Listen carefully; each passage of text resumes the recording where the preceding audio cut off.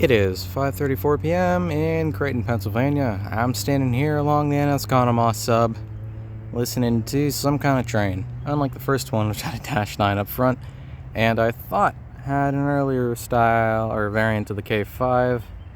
This actually has a raised letter and is most likely a road locomotive involving, a 60E or two. Why are there two 60Es? Oh my god, yes! I ain't complaining. Yeah. Heck yes.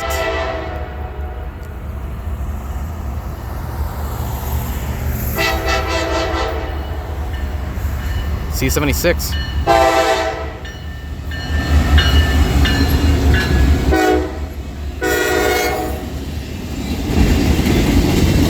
What? Okay, that's awesome.